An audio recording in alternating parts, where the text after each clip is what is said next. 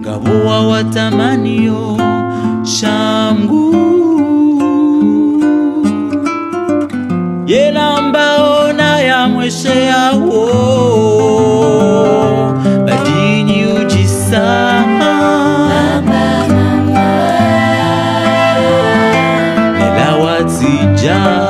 Si Mayotte est un département français depuis 2011, la journée d'école des jeunes Mahorais est un peu différente de celle des jeunes métropolitains, pour des raisons historiques, culturelles, géographiques, démographiques, traditionnelles ou même météorologiques.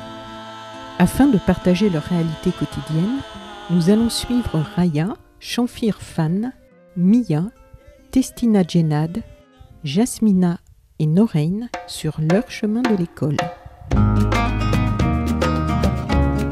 Nous allons commencer avec Mia. Mia a 4 ans et habite avec ses parents, sa petite sœur et son grand frère dans une maison accrochée à la colline qui surplombe la baie d'Andréma. Comme dans la plupart des familles mahoraises, on se lève très tôt, 5h, 5h30, avec le soleil qui se couche tôt ici, entre 18h et 19h toute l'année.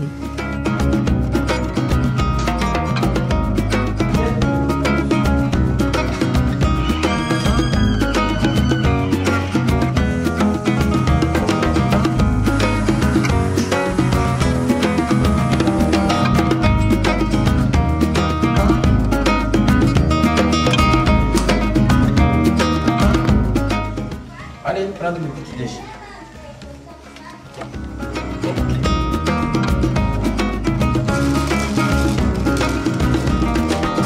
Je les réveille comme d'habitude, comme ils ont fait aujourd'hui. Ils prennent le petit déj avant de prendre la douche. C'est la routine tous les jours, c'est comme ça. On part d'ici à 8h moins 20 parce qu'il rentre à 8h15. Mia, sa journée, la matinée, ça se termine à 11h30, donc il reste là-bas jusqu'à 14h, il recommence l'après-midi. Et Nasri, c'est la rotation. Lui, il ne veut pas l'école à Andréma, mais c'est à Majikawa. Donc il n'y a pas le rythme scolaire. Du coup, il travaille soit le matin, soit l'après-midi. Donc cette période, c'est l'après-midi. À partir de la semaine prochaine, il sera le matin. Donc, de mardi jusqu'à la fin de l'année, il sera le matin. La rotation, ça veut dire que dans une école, il y a moins de salles que d'élèves. Donc si il y a 10 salles et dans chaque classe il y a 25 élèves et qu'on se retrouve avec, disons, 10 salles, ça fait 250 élèves. Et qu'on se retrouve avec 300 élèves, donc là il y a des élèves, on sera obligé que certains élèves viennent le matin, d'autres viennent l'après-midi. Voilà. Et certaines écoles le font par période et d'autres écoles le font par semaine. Shamfir Fan est à Sada, sur la côte ouest de l'île. Comme beaucoup d'enfants, il va au collège à pied. Il est 6h30 du matin. Je me prépare pour aller à l'école. Les matières que j'ai à l'école, c'est maths, français, physique, chimie, technologie et SVT et anglais et arabe.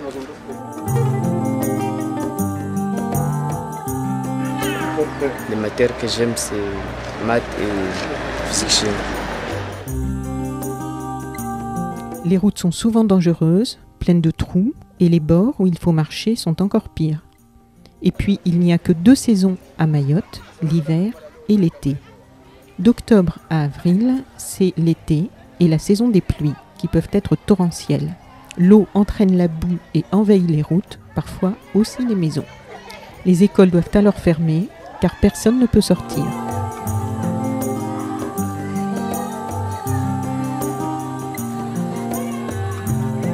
Je m'appelle Raya, je suis en 6e, 611. J'ai 13 ans. J'habite en Petite Terre, à Pamandzi 5. Raya va aussi à l'école à pied, sauf si elle est en retard, et là, elle prend son vélo. J'ai un frère et 2 sœurs. Mon frère s'appelle Chazal et ma petite sœur s'appelle Sherifa. Et il y a encore une petite sœur qui s'appelle Sharina. Et Chazal, il a 8 ans. Et Sherifa, elle a 6 ans. Et Sherina, elle a 4 ans. Non, elle a 3 ans. Au collège, on va généralement en cours de 7h à 16h, du lundi au vendredi. À Mayotte, 54% de la population a moins de 20 ans. La moitié de la population est donc sur les bancs de l'école.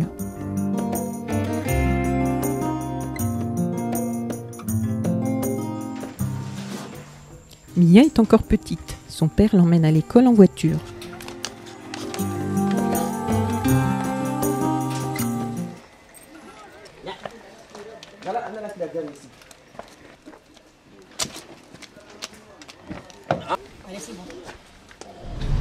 Alors là, on va déposer d'abord les petits.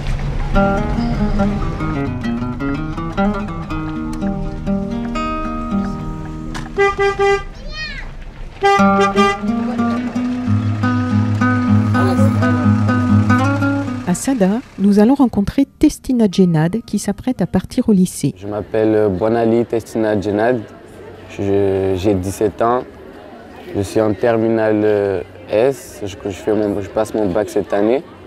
Et sinon, je pense que je vis une vie normale.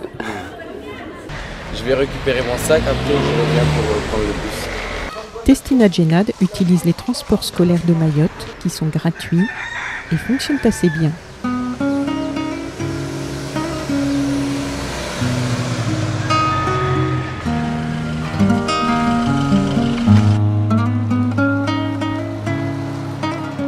À 6h30 du matin, les rues sont encombrées par les jeunes Mahorais qui vont à l'école à pied, en voiture ou en transport scolaire.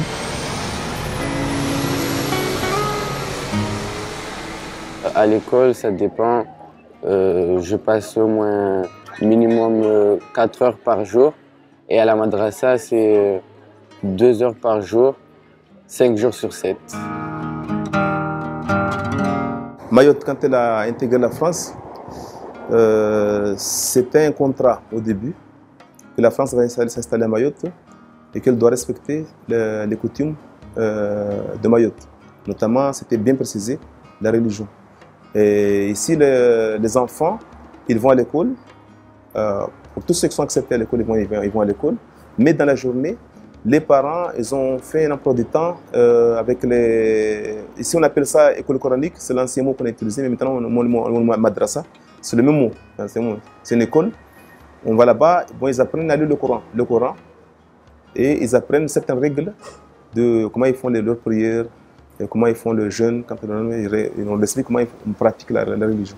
Ce rythme-là, il me plaît, parce que comme il n'y a pas eu de structure dans les communes qui permettraient aux enfants, notamment dans les foyers, etc., pour plus s'occuper des enfants, c'est opportun, ce serait vraiment conseillé qu'on soutienne ces écoles pour que les enfants ne vagabondent pas dans les rues. Là, on va aller à la madrasa, l'école coranique de Sada. Mayotte est une terre de brassage culturel. Depuis des siècles, elle a accueilli les navigateurs et marchands arabes de l'océan Indien qui empruntaient le canal du Mozambique. Mais elle a aussi abrité des tribus nomades de l'archipel indonésien et d'Afrique de l'Est, puis les Portugais qui s'y sont installés et les Malgaches, avant d'être vendus à la France en 1841. L'islam est arrivé à Mayotte entre le 9e et le 11e siècle. La population est musulmane à plus de 95%. L'école coranique est donc ici une tradition bien ancrée et les petits Mahorais la fréquentent depuis le XVIe siècle. Il faut rappeler que la première école maternelle n'a ouvert à Mayotte qu'en 1993. La madrasa de Sada surplombe la baie. Elle accueille 500 élèves, des plus petits jusqu'aux lycéens. Ces deux petites filles sont dans une école qui doit faire la rotation et en ce moment, elles ont cours l'après-midi. Elles vont donc à la madrasa le matin de 7h30 à 9h. Je m'appelle Nima Jasmina Marie. Noran Chanfi. On apprend le Coran et aussi on va des sorties comme un jour on est allé à une sortie de port de Longoni pour visiter comment c'était le Longoni en 1995, tout ça. La différence qu'on a entre l'école et l'école coranique, c'est qu'à l'école coranique, on apprend le Coran et à l'école, c'est pour avoir son métier. Maître coranique, ça veut dire que je suis enseignant dans ce que nous on appelle des madrasas. Ce sont des écoles religieuses et musulmanes.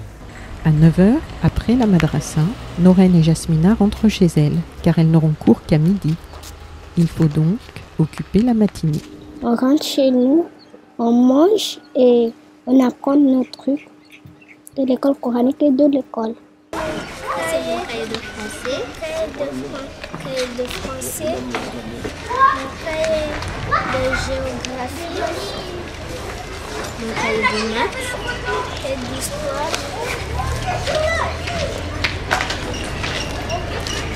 Mon cahier d'histoire, géo et de sciences. Et mon porte-vue. Mais mon porte-vue sort pas de mon sac. Parce qu'il est trop gros. Il y a des autres qui font des rotations, mais les mardis et les mercredis, il y a des gens qui font des aides personnalisées. Donc il y en a qui sortent à 11h, il y en a qui sortent à midi 15. Puis ils sortent à midi 15, nous on rentre à midi et demi. La maternelle là, il n'est même pas accompagné parce que le grand rentre ici et lui il est là-bas tout seul, il va à l'école tout seul quoi. Là il va à la maternelle tout seul.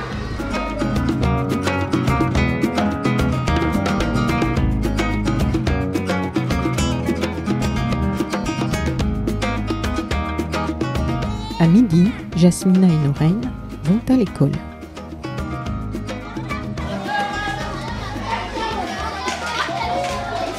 Mia va en moyenne section de maternelle. On ne peut rien faire, on ne sait pas pourquoi il n'est pas là. On attend, le directeur va dispatcher les élèves parce qu'il ne peut pas avoir des remplaçants, bien remplaçantes. Aujourd'hui, la maîtresse de Mia n'est pas venue. Les élèves vont donc être dispersés dans d'autres classes et Mia n'aime pas beaucoup ça. Allez, croise les bras et les pieds.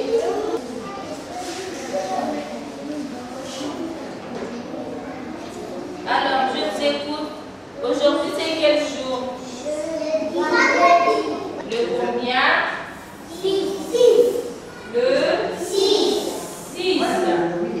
Quel mois? Quel mois? Comment on écrit juin?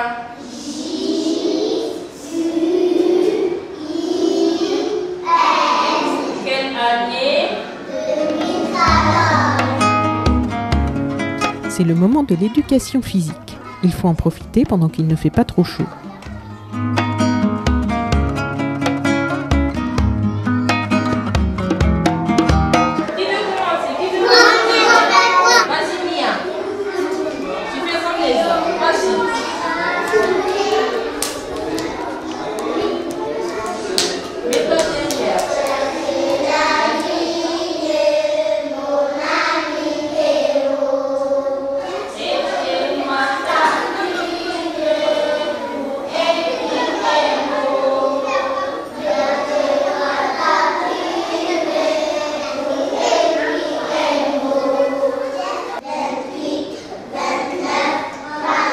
Maintenant, c'est l'heure de déjeuner, le repas arrive.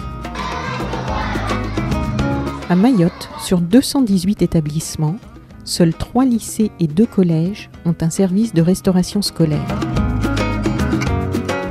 Les autres proposent des collations pour le prix de 20 centimes.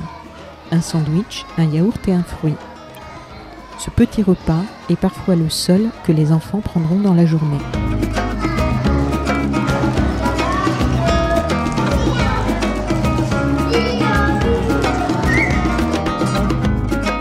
Difficile de parler de construction de restaurants scolaires lorsqu'il manque déjà plus de 600 salles de classe.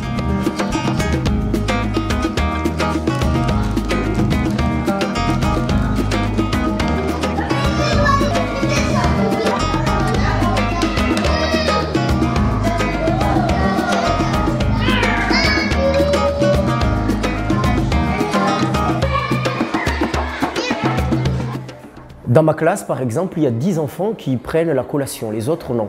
Mais bon, parce qu'il faut payer à la mairie. Je crois dans l'année, il faut 32 €. 32 € par élève pour une année scolaire. Donc, quand on fait le bilan, on voit très bien que certaines familles sont démunies. Les parents ne travaillent pas, ils ne peuvent pas avoir 32 € et s'ils ont 4 enfants dans une école, c'est impossible de payer cette somme-là. Donc les enfants sont là, ils regardent les autres prendre le goûter, ça me choque, mais je ne peux rien faire.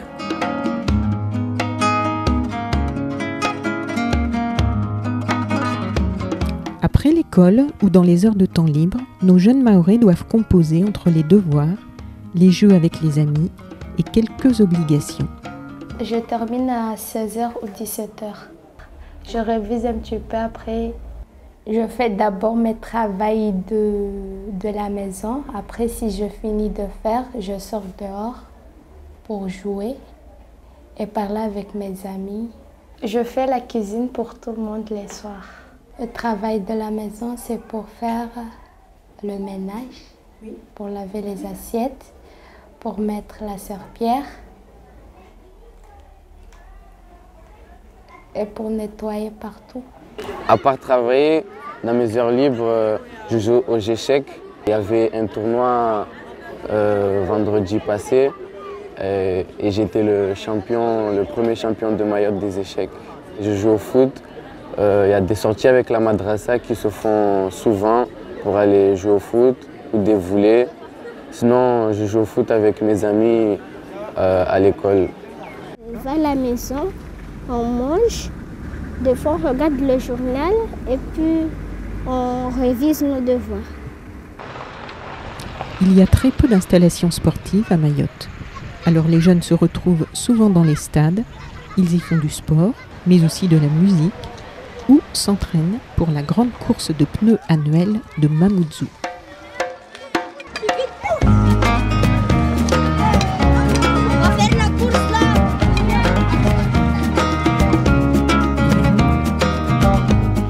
Aujourd'hui, le rythme de la journée d'école des jeunes Mahorais s'apprête à vivre bien des bouleversements. Comment adopter les nouveaux rythmes scolaires lorsque beaucoup de salles de classe doivent déjà accueillir, le matin et l'après-midi, des élèves différents? Que feront les élèves, surtout les plus petits, sur les nouvelles pauses déjeuner instituées, alors que les établissements n'ont pas de cantine? Qui les encadrera? Toutes ces questions sont aujourd'hui des défis à relever pour cette petite île de l'archipel comorien, fière de sa multiculturalité.